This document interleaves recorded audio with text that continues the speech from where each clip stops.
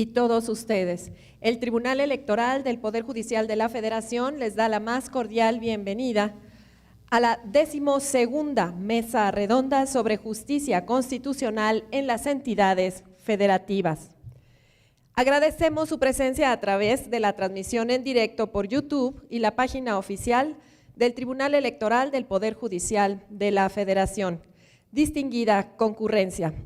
Encabezan esta ceremonia la presidenta del Tribunal Electoral del Poder Judicial de la Federación, magistrada Janine Otálora Malasis.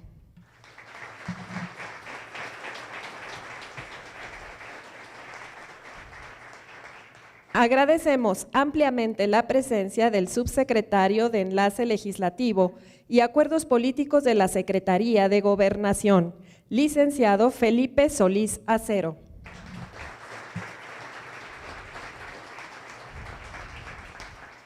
Con el mismo agrado damos la más cordial bienvenida a quien es el presidente de la mesa directiva de la Cámara de Diputados, diputado Jorge Carlos Ramírez Marín.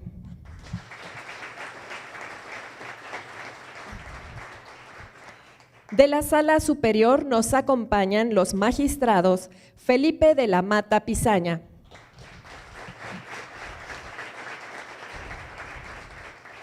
Indalfer Infante González y José Luis Vargas Valdés. Para iniciar esta ceremonia de inauguración, escucharemos las palabras del diputado Jorge Carlos Ramírez Marín, presidente de la mesa directiva de la Cámara de Diputados.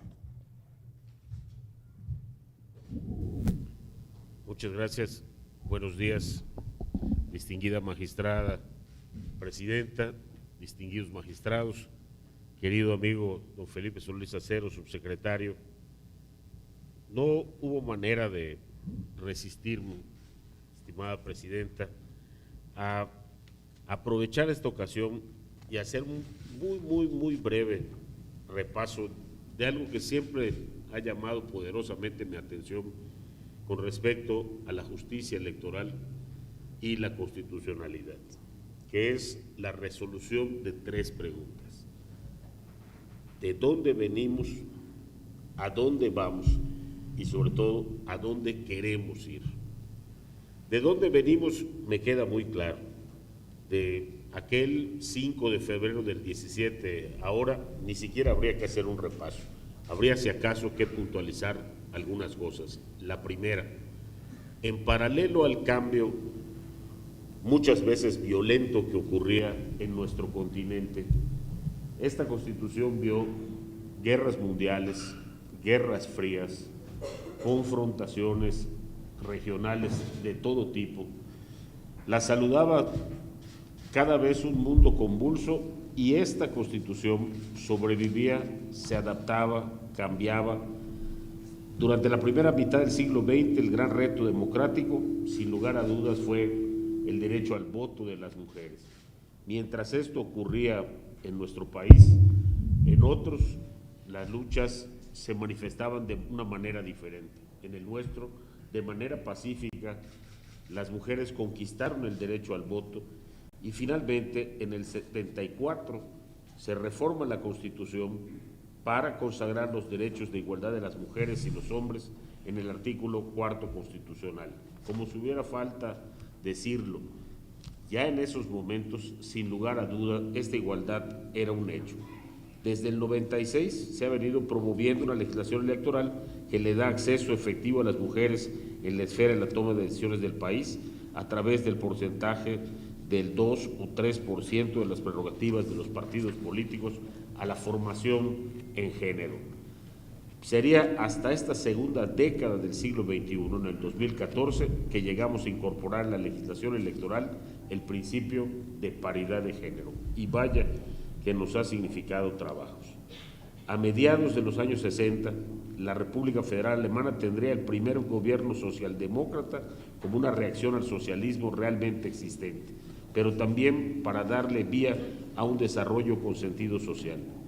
En aquel entonces todavía estaba en pie el muro de Berlín que separaba a las dos Alemanias. Mientras 6 décadas pasaron, 2 guerras mundiales, posguerras, etcétera, en esas 6 décadas México fue conducido por un solo partido efectivamente, pero sin lugar a dudas con estabilidad y desarrollo.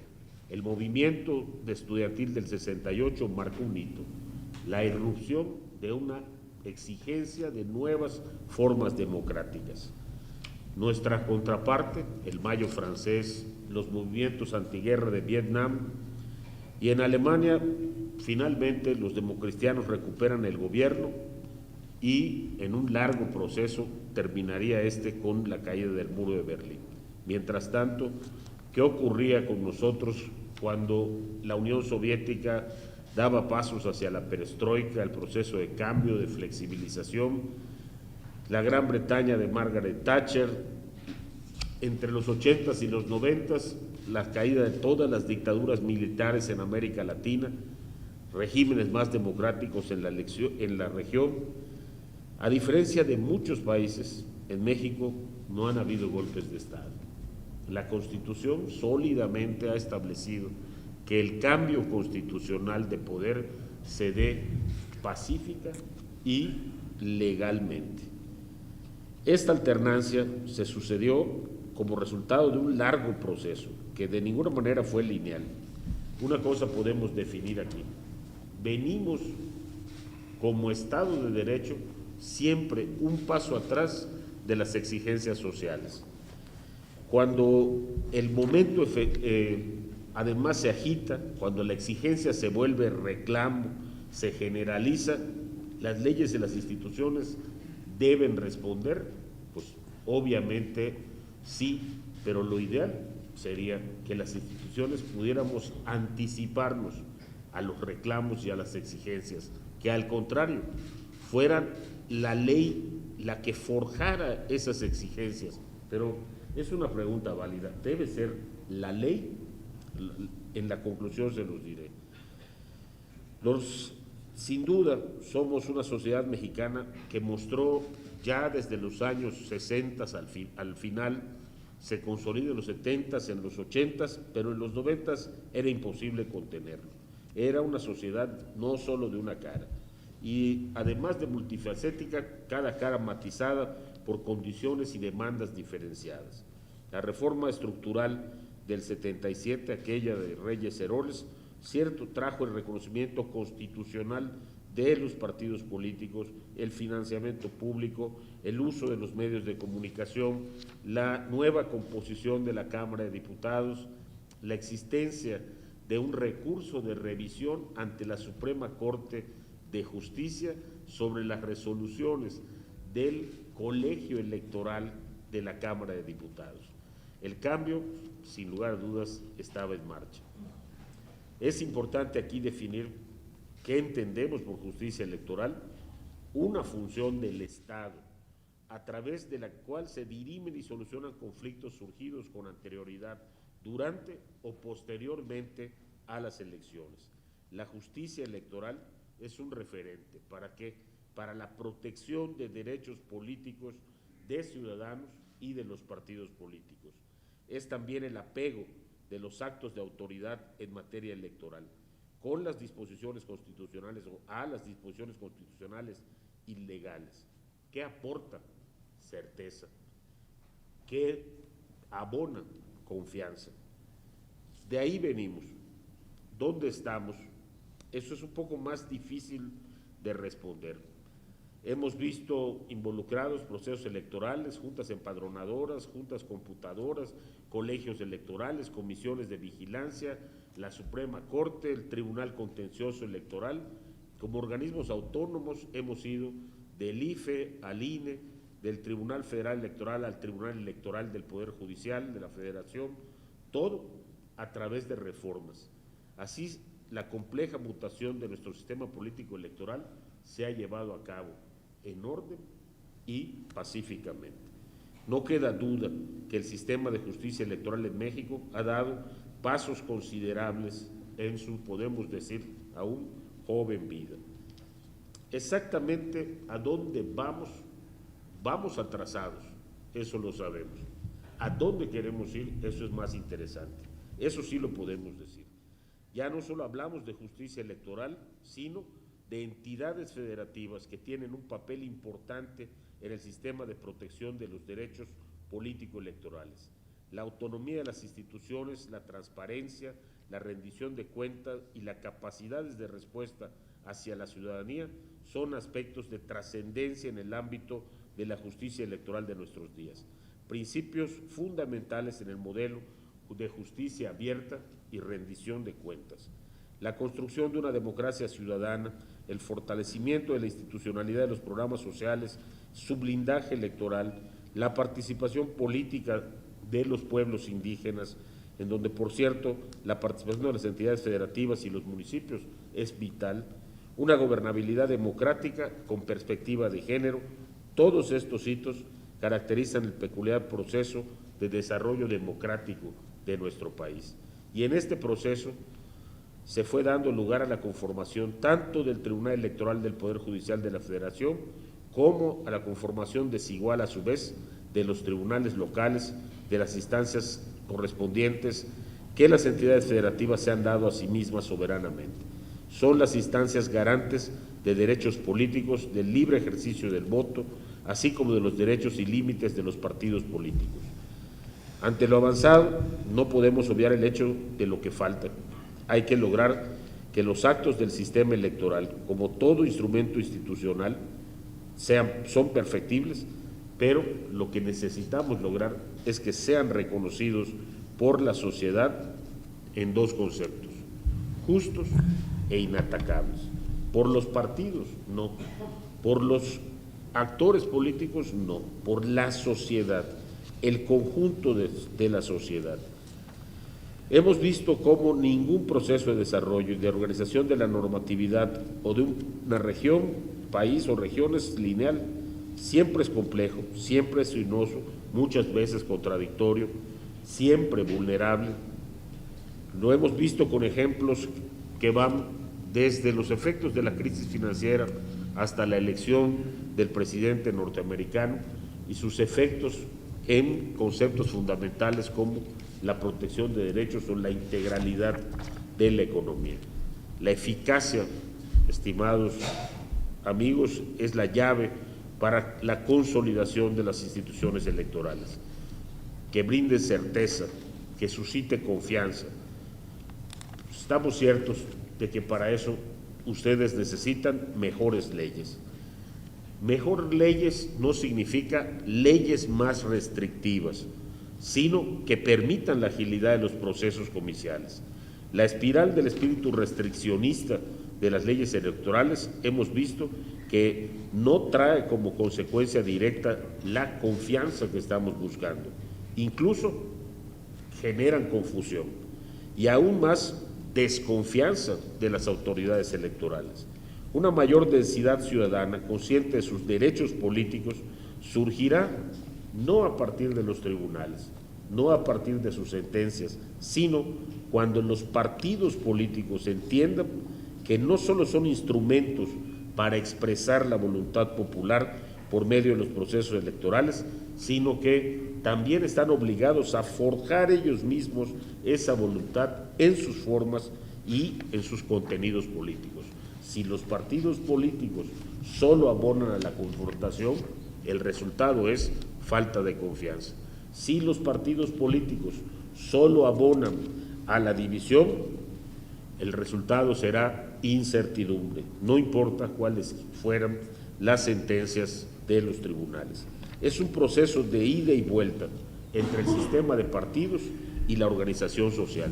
Y el papel que juegan en este proceso los tribunales es fundamental, particularmente entendiéndolos no solo como la federación, sino también el de las entidades federativas. En resumen, trabajando juntos es como podemos abonar a la agenda democrática del país los dos elementos que siguen estando ausentes en ella: la certidumbre y la confianza. Con ellos, la justicia constitucional electoral va a ser absolutamente efectiva, va a propiciar esta vida democrática que estamos buscando, no solamente en el derecho al voto, sino en el derecho a gozar de una mejor vida, desarrollar tu propia vocación, integrarte firmemente, consolidadamente a una comunidad. Entonces, el Tribunal Federal y los tribunales locales son la clave para la armonía social. Son circunstanciales a nuestras perspectivas de un desarrollo incluyente. Son vehículos de la democracia en su amplia acepción que implica oportunidades y justicia para toda la población mexicana. Los partidos políticos tenemos que abonar a la certidumbre, a la certeza, a la confianza que las resoluciones de los tribunales deben ir generando en la sociedad y construyendo desde los partidos esa ciudadanía que confía, que asume como justa e inatacable las resoluciones. Creo que la garantía del ejercicio de los derechos políticos como clave para conquistar el conjunto de los derechos humanos, esa es la misión de los tribunales electorales, servidores y servidores públicas de las instituciones electorales, pero sin duda que hasta hoy podemos sentirnos satisfechos de que caminamos. Lo que sigue es saber exactamente a dónde nos dirigimos y diseñar a dónde queremos dirigirnos. Muchas gracias, presidente.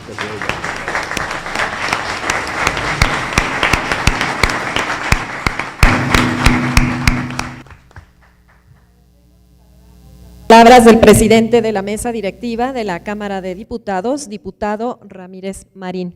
Solicito de manera respetuosa, por favor, las palabras de la magistrada Janine Otalora Malasis, presidenta del Tribunal Electoral del Poder Judicial de la Federación, quien hará la declaratoria de inauguración de la 12ª Mesa Redonda sobre Justicia Constitucional en las entidades federativas.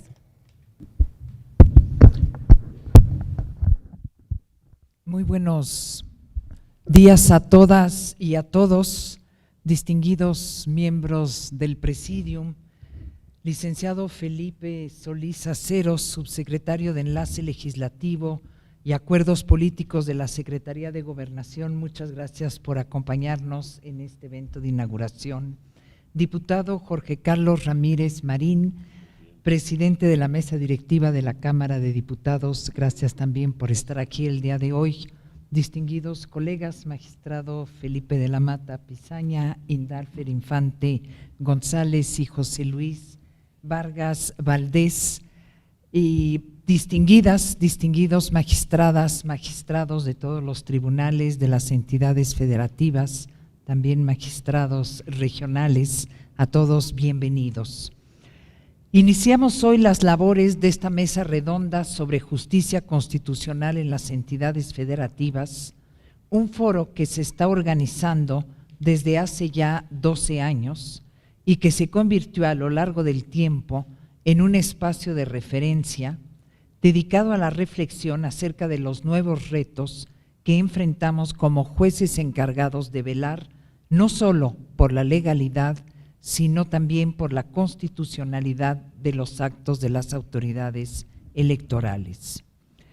La larga tradición de estos encuentros refleja el interés y alto compromiso que el Tribunal Electoral, desde sus inicios, ha tenido en asegurar el control efectivo de constitucionalidad de los procesos electorales y que abarcó muy prontamente la comprensión de la importancia de los estándares internacionales de protección de los derechos humanos para el entendimiento y la concreción del derecho nacional.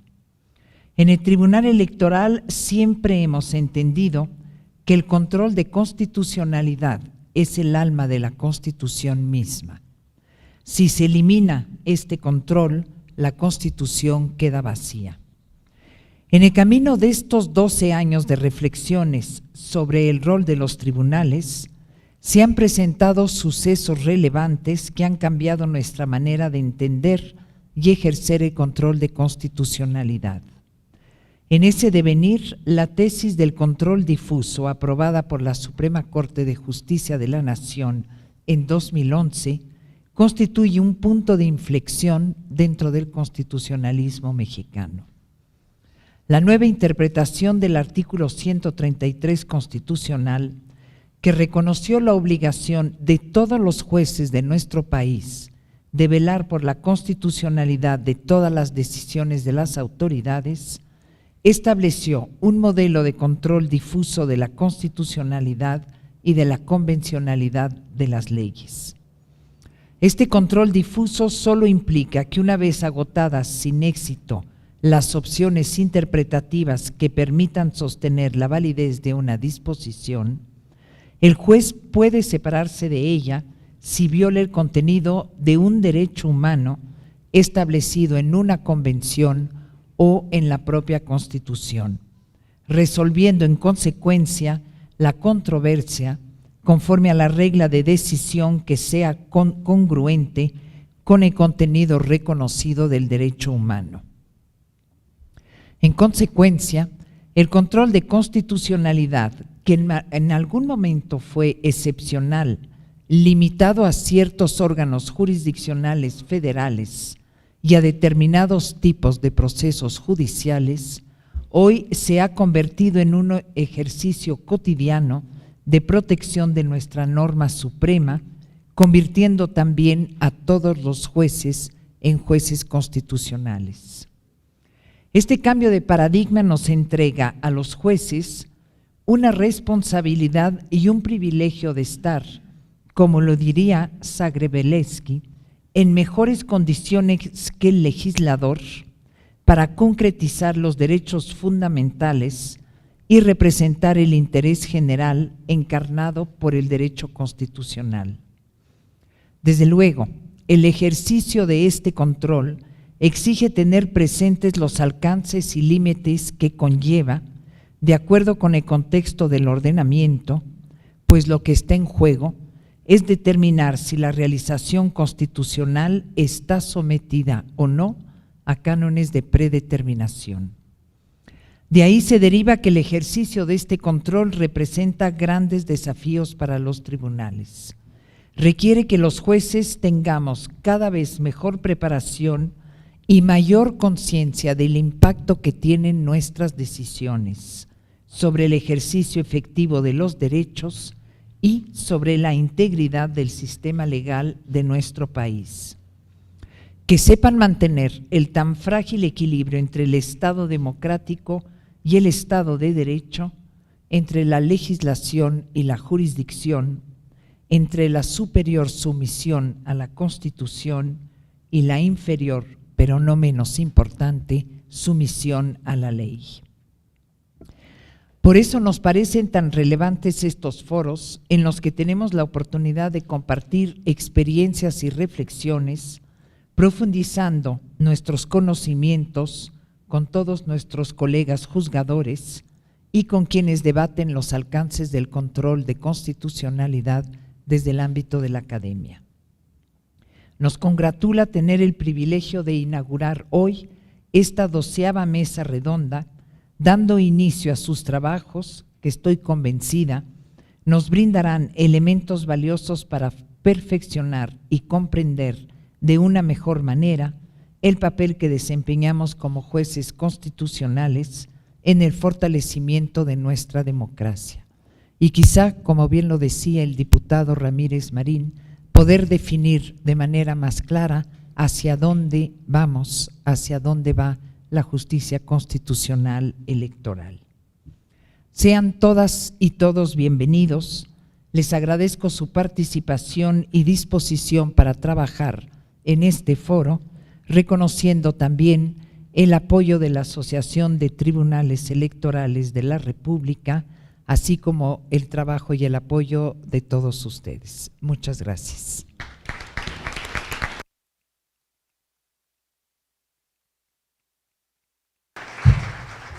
Enseguida escucharemos la declaratoria inaugural de esta 12ª mesa redonda. Adelante, magistrado, por favor.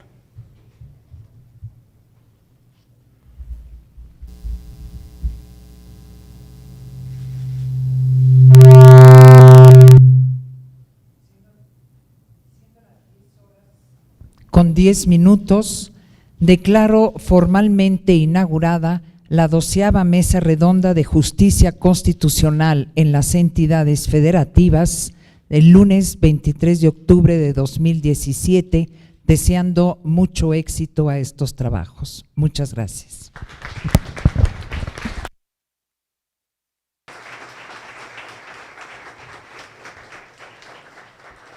Agradecemos y despedimos a las distinguidas autoridades que encabezaron esta ceremonia de inauguración. Que tengan todas y todos muy buenos días. Enseguida daremos paso a los trabajos de este evento. Por su presencia, muchas gracias.